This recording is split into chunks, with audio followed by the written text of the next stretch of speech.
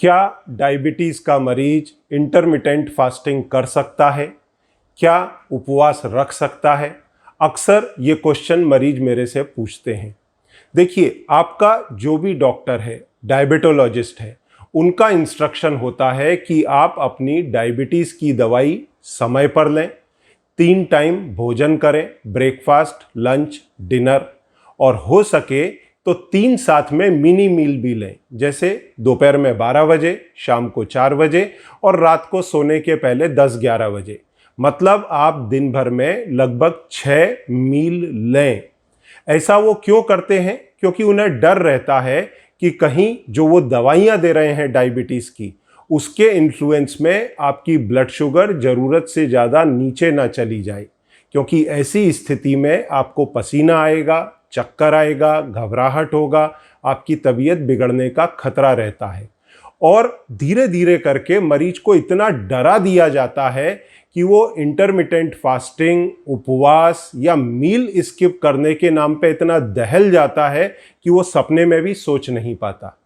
परंतु यहाँ मैं आपसे एक सवाल करता हूँ, यदि आपकी ब्लड शुगर मॉर्निंग में फास्टिंग में 110 के ऊपर है, सपोज 140 है, 160 है, 70 है, तो क्या आपको ब्रेकफास्ट करना चाहिए?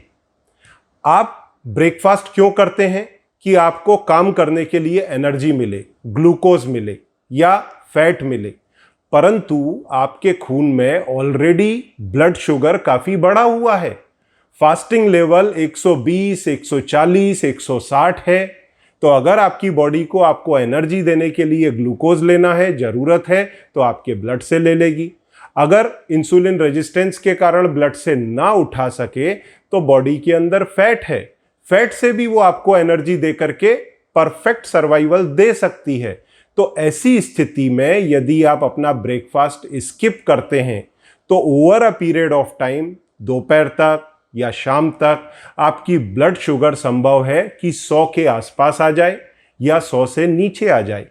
ऐसी स्थिति में यदि एक आप बैलेंस्ड मील लेते हैं, चाहे वो लंच हो, डिनर हो, जिसके अंदर अक्सर मैं LDCF डाइट के अंदर आपको गाइड करता हूं कि आप कोई सा भी मील लें, 30 या 40 ग्राम से ऊपर उसमें कार्बोहाइड्रेट नहीं होना चाहिए अगर आपको परफेक्ट डायबिटीज के अंदर शुगर कंट्रोल चाहिए। तो चाहे ब्रेकफास्ट हो, लंच हो, डिनर हो, 30 से 40 ग्राम कार्बोहाइड्रेट वाला और 350-400 कैलोरी वाला आप मील ले सकते हैं। और ये मैंने LDCF डाइट के अंदर गाइड भी किया है। तो ये मील लेने से अगर आपकी उसके पहले ब्लड शुगर 100 के आसपास आ गई है तो इससे आपकी ब्लड शुगर 160 या 170 के ऊपर नहीं जाएगी। और यदि किसी स्थिति में ये 200 के ऊपर भी चली गई तो आप उसको रेगुलर मॉनिटर कर सकते हैं और अकॉर्डिंगली एप्रोप्रिएट स्टेप ले सकते हैं।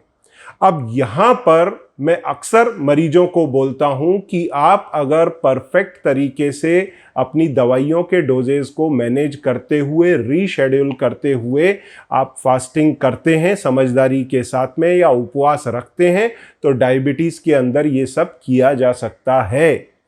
अब हम ये समझेंगे कि इंटरनेशनल आर्टिकल्स या फिर इंटरनेशनल ह्यूमन ट्रायल्स इस बारे में क्या कहती हैं, उसे किस तरह वो एंडोर्स करती हैं। देखिए, अभी ये आपके सामने एक मैंने आर्टिकल शेयर किया है, आपके स्क्रीन पर दिखाई दे रहा है। ये आर्टिकल पब्लिश हुआ है biomedcentral.com में 3 फरवरी 2021 को। Intermittent fasting, is there a role in the treatment of diabetes, a review. अब हम इसमें रिजल्ट में जाकर के देखते हैं। The majority of the available research demonstrates that intermittent fasting is effective at reducing body weight. मतलब जब आप फास्टिंग करते हैं तो पहले आपका वजन घटता है, साथ में decreasing fasting glucose, decreasing fasting insulin, reducing insulin resistance. मतलब आपका ब्लड शुगर घटता है, आपका फास्टिंग इंसुलिन घटता है, आपका इंसुलिन रेजिस्टेंस घटता है। मतलब जब आप फास्टिंग करते हैं तो आपके डायबिटीज की जड़ पर काम होता है, क्योंकि डायबिटीज की मुख्य वजह इंसुलिन रेजिस्टेंस है, जिसके कारण आपके खून में शक्कर बढ़ती है। खून में शक्कर बढ़ना खाली एक सिम्टम है, ना कि बीमारी है। असल बीमारी है इंसुलिन रेजिस्टेंस।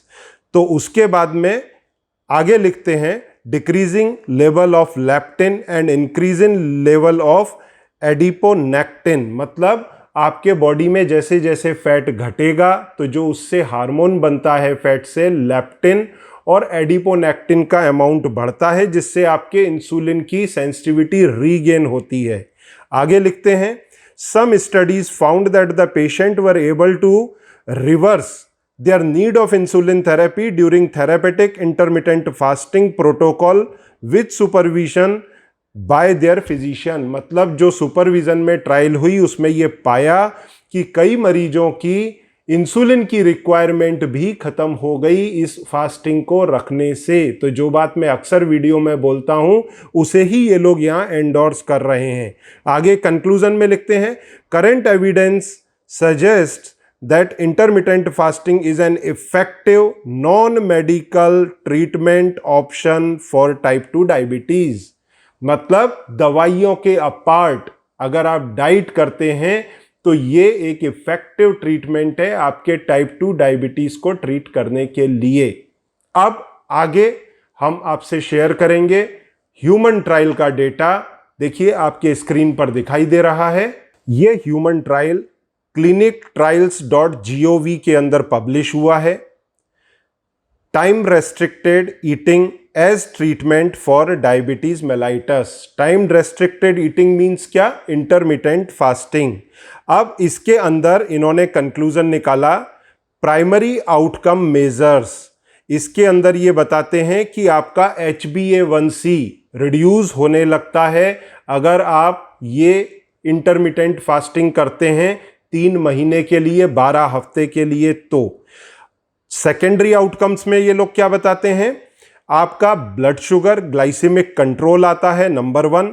नंबर 2 आपका ब्लड प्रेशर घटने लगता है। नंबर 3 आपका वजन कम होने लगता है। नंबर 4 बॉडी मास इंडेक्स में कमी आती है, मतलब आपका ओवरऑल वेट लॉस होगा और फैट घटेगा।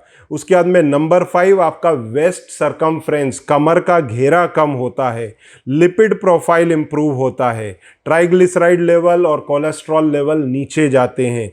तो ये सारे बेनिफिट आपको होते हैं जब आप डायबिटीज के अंदर उपवास रखते हैं या इंटरमिटेंट फास्टिंग करते हैं।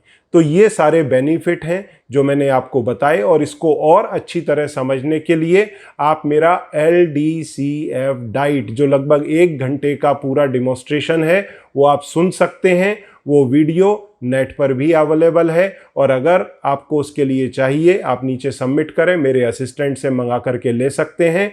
और डायबिटीज़ रिलेटेड आपके कोई भी क्वेरीज हैं, कोई इश्यूज़ हैं, तो आप मेरी या मेरे टीम की नीचे सबमिट करके मदद ले सकते हैं। और उसके साथ में डाइट के साथ में अगर आप ग्लूको फ्री लेते हैं तो आपको डायबिटीज़ रिवर्सल करने में और मदद मिलती है। Thank you very much.